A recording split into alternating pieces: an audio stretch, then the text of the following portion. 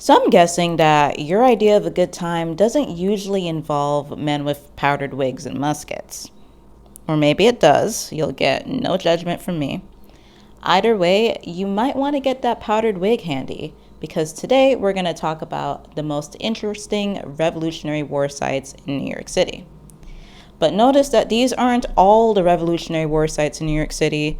We don't have enough time to go through all of that, as the city was essentially one ginormous battlefield during the war. Instead, we're going to be focusing on the places where you can learn about Revolutionary War history and have a good time while doing it. City Hall Park.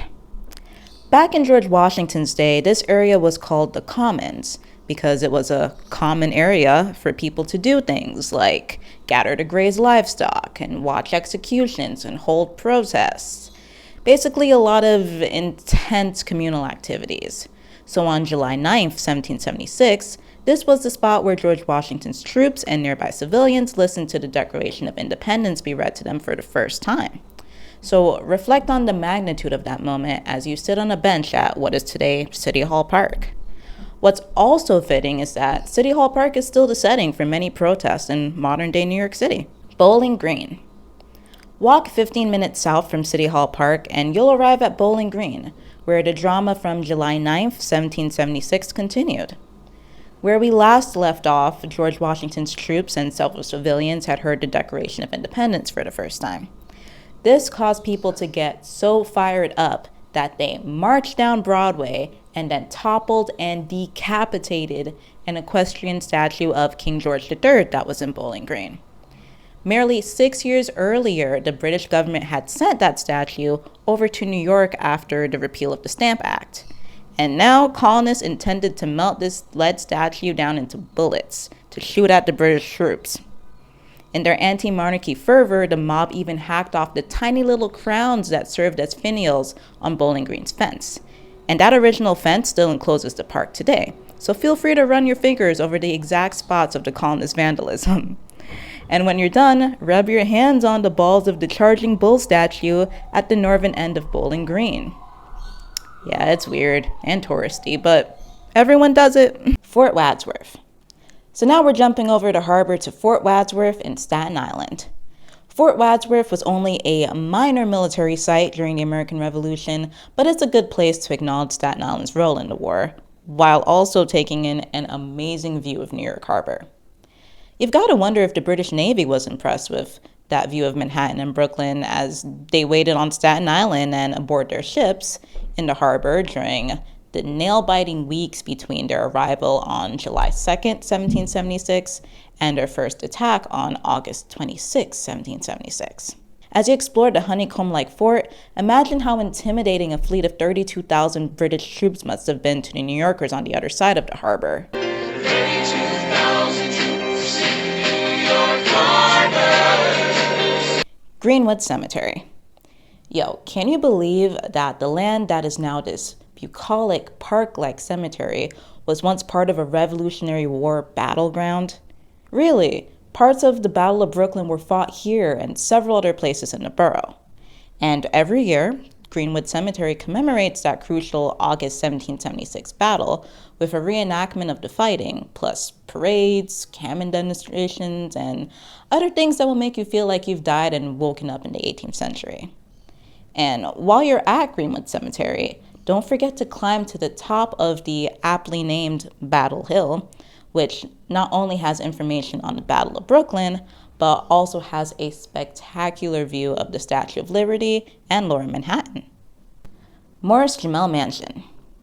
Most of the history of the Morris Jamel Mansion in Washington Heights revolves around the fascinating life of Eliza Jamel, who lived in the mansion from 1810 to 1865. Well after the Revolutionary War. But being built in 1765, the Morris Jamel Mansion did see some action during the war.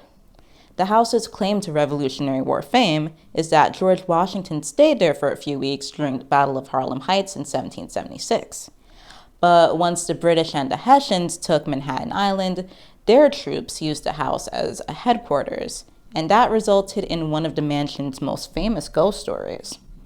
Legend has it that a Hessian soldier tripped while going down a staircase in the house and landed on his bayonet. He didn't survive the wound, and his spirit has been haunting that staircase ever since. Fort Tryon Park, Margaret Corbin Circle. Similar to Greenwood Cemetery, it's hard to imagine that fighting and bloodshed ever occurred at such a tranquil place as Fort Tryon Park. However, this site played a role in the November 1776 Battle of Fort Washington. I'm not going to tell you the play-by-play of the battle, because it isn't that notable. But this was the first known battle of the Revolutionary War where a woman joined the fighting. And this badass woman's name was Margaret Corbin, and she served as a camp follower for her husband's regiment until he was struck down during the Battle of Fort Washington. And like a scene from a movie, Margaret Corbin took over her dead husband's cannon, firing at the British until she became injured. And then after the war, Margaret Corbin became the first woman to receive a military pension from Congress. And today, the southern entrance to Fort Tryon Park is named in her honor. Speaking of names, what is with Fort Tryon Park's name? Can we talk about that? The park is named after Sir William Tryon, who was the last colonial governor of New York before the Revolutionary War. So if we didn't like the guy, how did the park end up being named after him? If you know why, let me know in the comment section. The Prison Ship Martyrs Monument in Fort Greene Park.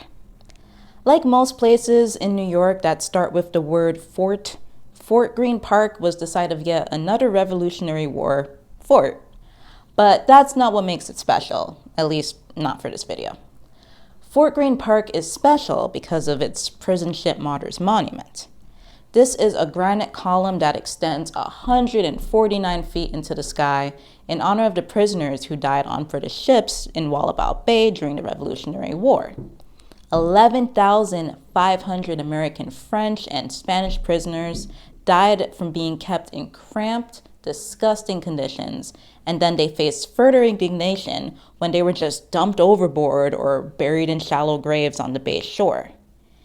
As these prisoners' remains continued to turn up on the shore well into the 19th century, New Yorkers decided to gather the remains together and then give them a proper resting place.